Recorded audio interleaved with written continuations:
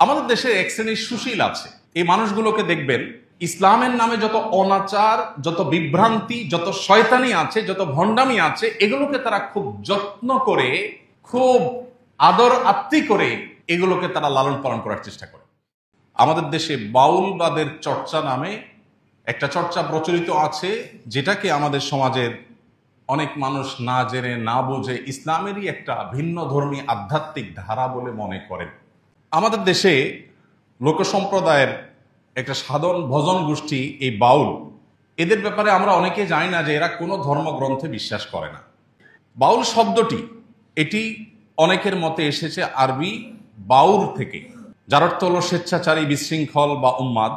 কেউ বলেছেন এটা সংস্কৃত বায়ু থেকে এসেছে, কারণ যে সমস্ত লোক বায়ু অর্থাৎ শ্বাস প্রশ্বাসের ক্রিয়ার সাহায্যে সাধনার মাধ্যমে আত্মিক শক্তি অর্জন করা যায় বিশ্বাস করেন, এদেরকে মূলত বাউল বলা হয় এবং সেখান থেকে তারাই বাউল।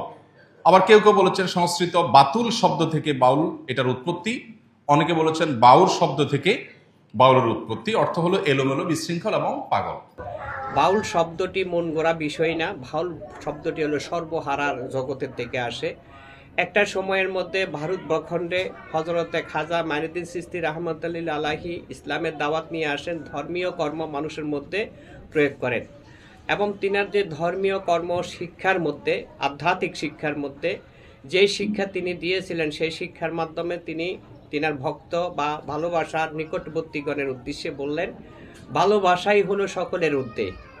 তোমরা শয়নে স্বপনে ধ্যানে জাগরণে আল্লাহ রসুলকে ভালোবাসবে সঠিক নিশান নির্দেশনার মধ্য দিয়ে, নিশ্চিততার মধ্য দিয়ে। জিনাদেরকে আল্লাহ পাক রব্বুল আলামিন যুগ জামানা নির্বাচন করিয়াছে, করিবে বা বর্তমান তোমরা নিশ্চিত করতে পারো সেই রূপ নিশান ঠিক রাখিয়া। তো ওই সময়ের মধ্যে মানুষের যখন ধর্মীয় কর্ম নিয়ে বের হতো আল্লাহ রসুলের নামে, তখন তিনারা আর পিছনের দিকে ব্যাক করতেন না। খাজা মাইনুদ্দিন চিশতি রাহমাতুল্লাহি আলাইহির নিকটে যারা অবস্থান করলো, তিনারা খাজা মাইনুদ্দিন চিশতি রাহমাতুল্লাহি আলাইহিকে রসুল রূপে ভালোবাসতেন। রসুল সর্বকালের জন্যে হযরতে দাউদ আলাইহিস সালামের জামানার মধ্যে থেকে বাউল গানের উৎপত্তি। তিনি আল্লাহ রসুলের যে প্রশংসা করতেন শানে সুরের মাধ্যম দিয়ে, সেই জামানা থেকে গড়াইতে গড়াইতে বেলায়েতি জামানা পর্যায় পর্যন্ত আগমন করেন। তো খাজা মাইনুদ্দিন চিশতি রাহমাতুল্লাহি আলাইহি একটা সময়ের মধ্যে তিনি ওফাতে গ্রহণ করেন। তিনার সাথে সঙ্গী শিষ্যগণ যেনারা ছিলেন, তিনারা তো পুনরায় বাড়ির মধ্যে যাওয়ার মতো কোনো সোর্স ছিল না। তিনারা অবশেষে ওই আল্লাহ রসুলের নামে ফানা হয়ে, দেওয়ানা হয়ে মাঠে ঘাটে, নদীর কূলে, বটতলে বিভিন্ন জায়গার মধ্যে তিনারা অবস্থান করতেন। আর তিনাদের পূর্বের গুরুজনের যে শিক্ষা আদর্শ তিনাদের মধ্যে প্রয়োগ করা হয়েছিল, সেটা হচ্ছে ভালোবাসা। ভালোবাসা অন্তরে থাকবে, বাহিরে থাকবে, জপনে থাকবে, সুরে থাকবে, মনে থাকবে। সমস্ত ভালোবাসার মূল রহস্য বা উদ্দেশ্য সেটা হচ্ছে আল্লাহ রসুলকে হাসিল করা। যে ব্যক্তি আল্লাহর নামে ফানা হইতে পারে, যে ব্যক্তি আল্লাহর নাম জপন করতে করতে জীবন যাপন করতে পারে, সেই হয়ে যায় ভিতরে বাহিরে এক সমান আলোকিত। যেমন আল্লাহ পাক রব্বুল আলামিন কোরআনের ভাষাও বলেছেন, ইয়া আইয়ুহাল্লাযিনা আমানু যিকুরুল্লাহা যিকরান কাসীরান ওয়াসাব্বিহু বুকরাতান ওয়াসিলা।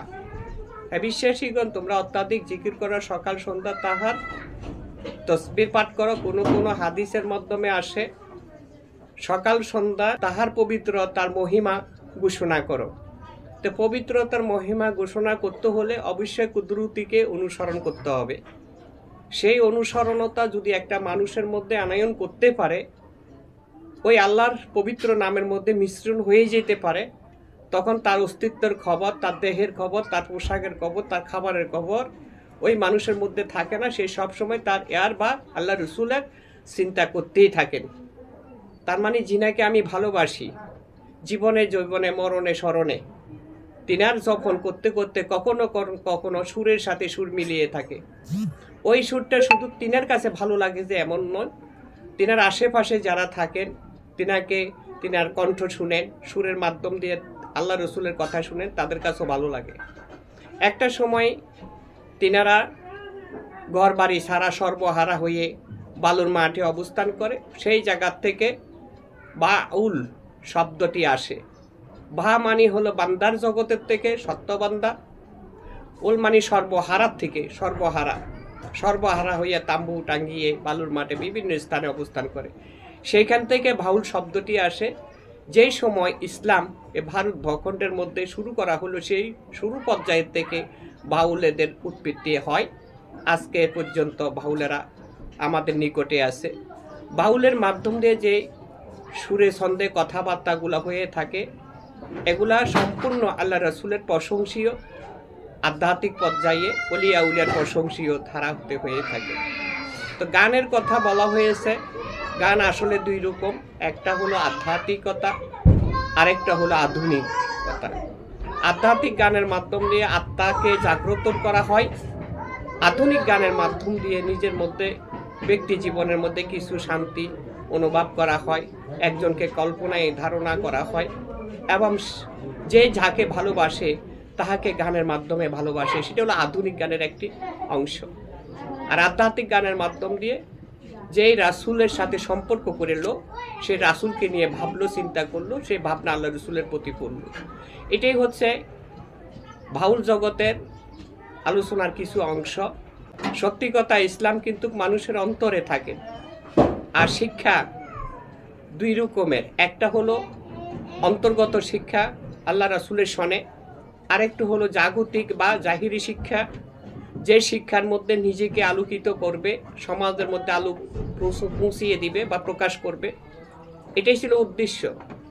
তো যেহেতু এখানে শিক্ষিত অশিক্ষিতর কথা আসছে, সেই ক্ষেত্রে আমি বলবো,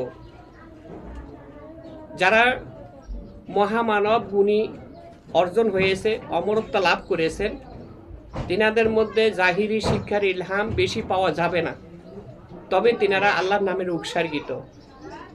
হযরত মুহাম্মদ নবী রাসূল সাল্লাল্লাহু আলাইহি ওয়াসাল্লামের জামানার পরবর্তী সময়ের মধ্যে যিনারা মহাপুরুষ, তিনাদের মধ্যে দুই ভাগে বিভক্ত, কেউ জাগতিক জগতে, কেউ আধ্যাত্মিক জগতে। জাগতিক জগতে যিনারা, তিনারা রাষ্ট্রের জন্য, দেশের জন্য, জনগণের জন্য, হকের জন্য ভাবছে, চিন্তা করেছে, অন্যের উদ্দেশ্যে বলেছে, প্রয়োজনে যুদ্ধ ঘোষণা করেছে, কবিতা ছন্দ লিপিবদ্ধ করেছেন, তিনারা হলেন জাগতিক। আরও আছে রাষ্ট্র পরিচালনা পর্যন্ত। আর আধ্যাত্মিক জগতে যিনারা, তিনারা আল্লাহর বন্ধু, আল্লাহর কাছে মনোনীত হয়েছে। যিনারা আল্লাহর বন্ধু, আল্লাহর কাছে মনোনীত হয়েছে, তিনারা কখনো বলেননি যে আমি আল্লাহর বন্ধু হয়েছি, তোমরা আমার কাছে আসো। এক কথায় শেষ, যারা আল্লাহর নামে ফানা হয়ে গেছে, আল্লাহর রঙের সাথে রং মিশিয়ে ফেলেছে, তাদের আলো শান্তি জগতে প্রবাহিত হয়েছে, বর্তমানও প্রচলিত রয়েছে। তিনাদেরকে আল্লাহর ওলি বন্ধু বলা হয়। তিনাদেরকে সম্মান করা মানে আল্লাহকে সম্মান করা। অতীতে তিনারা ছিলেন, বর্তমানে আছে, ভবিষ্যতে থাকবে।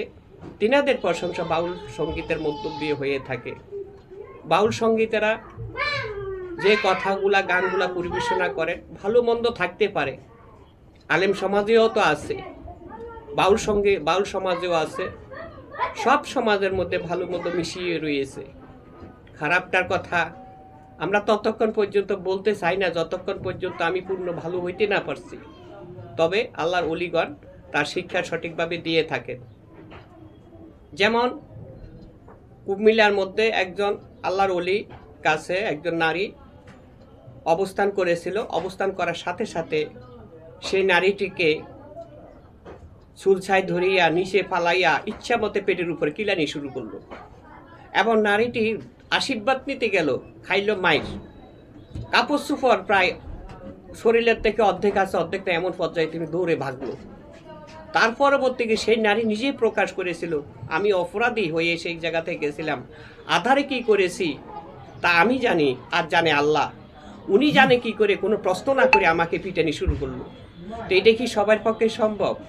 এখন প্রশ্ন থাকতে পারে, আধারের খবর আল্লাহর ওলি পাইল কি করে? তা আধারের খবর যদি আল্লাহর ওলি না জানতো, বাংলাদেশে 12 আউলিয়ার আগমন ঘটল কি করে? এগুলো আমাদের ভাবতে হবে, চিন্তা করতে হবে। অবশ্যই আমি আগেই শুনেছিলাম অল্প বিদ্যা ভয়ঙ্কর, এখন দেখতেছি জাহিরি জগতের বেশি বিদ্যাটাই হলো ভয়ঙ্কর।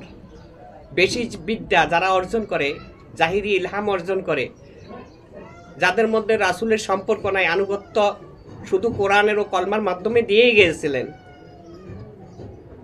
সরাসরি আল্লাহর কাছে রাসূলের মাধ্যম দিয়ে, আল্লাহর বন্ধুর মাধ্যমে আনুগত্য গ্রহণ করেন নেই, তিনাদের আত্মার জাগাতি আছে, পরিবর্তন নন। আর আনুগত্যের মাধ্যমে যে পরিবর্তন আসে সেটা হলো পবিত্রতা। ওই পবিত্রতা যাদের মধ্যে অর্জন হয় তারা সমস্ত খারাপ অপকর্ম থেকে বেঁচে থাকার চেষ্টা করেন। কমপক্ষে তিনারা যেই পথে পরিচালিত হয় সেই পথের কথাই বলে থাকেন। যে আদর্শ অনুযায়ী শিক্ষা অর্জন করেছেন তিনারা সেই আদর্শ অনুপাতে এই কথা বলবেন। ওই আদর্শের মধ্যে বেশিরভাগই সংখ্যা পাওয়া যায় আল্লাহ মানেন, রসুল মানেন, কোরআন মানেন, কলমা মানেন, রোজা মানি, হজ মানি, জাকাত মানি, সব মানি, কিন্তু আনুগত্য মানি না। আনুগত্য যতক্ষণ মানা না হবে, কোরআনই সাক্ষী, আপনারাই পড়ে, ততক্ষণ পর্যন্ত একটা মানুষের নাম হাকিকতে মানুষত্বের খাতায় উত্তীর্ণ হয় না। যেমন হযরত ঈসা আলাইহিস সালামকে মুরিদ হইতে বললেন, এবং বর্ণনার মধ্যে বলা হয়েছে যতক্ষণ পর্যন্ত তুমি মুরিদ বা আনুগত্য গ্রহণ না করবে জাকারিয়া নবীর কাছে, ততক্ষণ পর্যন্ত তোমার নাম মানুষত্বের খাতায় উত্তীর্ণ হবে না। এই জন্য মানুষ শ্রেষ্ঠ। মানুষের জন্ম হয় দুইটা, একটা হলো মাতৃজন্ম আর একটা হলো আত্মার জন্ম। সকলের প্রতি আন্তরিক ভালোবাসা, অভিনন্দন। আসসালামু আলাইকুম ওয়া রাহমাতুল্লাহি ওয়া বারাকাতুহু।